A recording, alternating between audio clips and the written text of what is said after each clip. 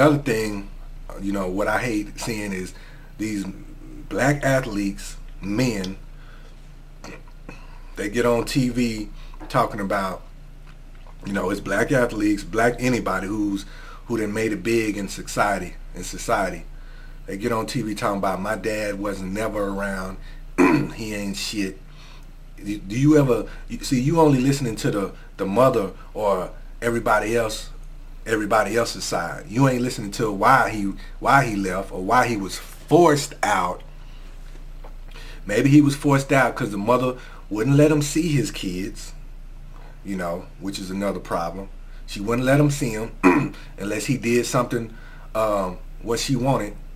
Like, a lot of mothers do like, well, if you don't do this, if you don't do that, you ain't seeing my kid.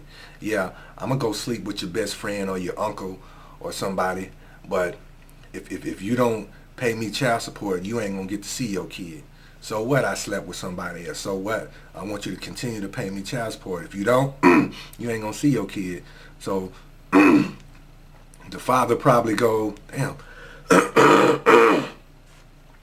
The father probably go to court and spend all this money trying to see his kid, thousands of dollars, just for the judge to say to the woman, let him see his kid.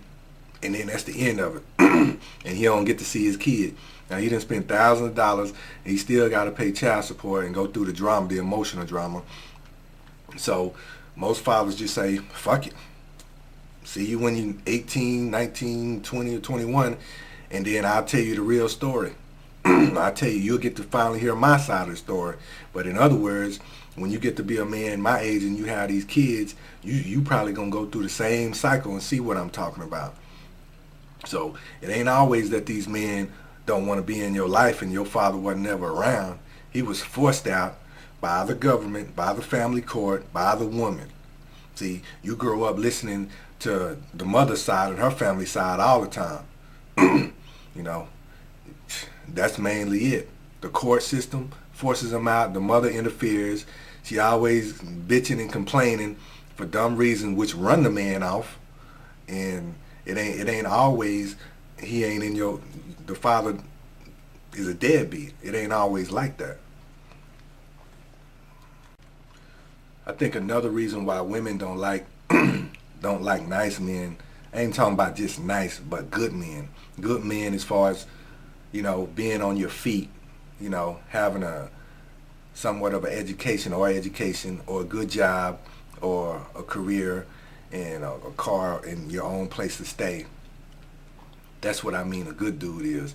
A nice dude is what a woman considers is somebody that don't cuss, who don't yell back at them, who won't put them back in their place, who don't use slang words, who ain't all in the club. He got a responsibility of like going to work and stuff like that, who won't just cuss and argue with them 24/7.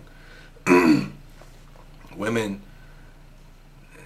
they want the thug because, another reason why they want the thug as a part of what I said earlier is because he's willing to argue with them 24/7.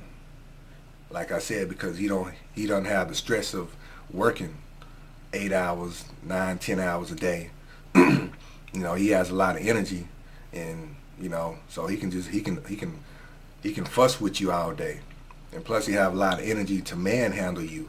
He don't give a damn. He already been to jail, probably got a felony, so he don't mind whooping your ass. So and black women don't mind that, and the black thugs know that. So they act hard and tough because, that's what the black women want. Some black women grew up, like all these people on YouTube said, and, agree with me on, they grew up in a household where the man beat up her mom, and she saw that, and so she thought that was natural.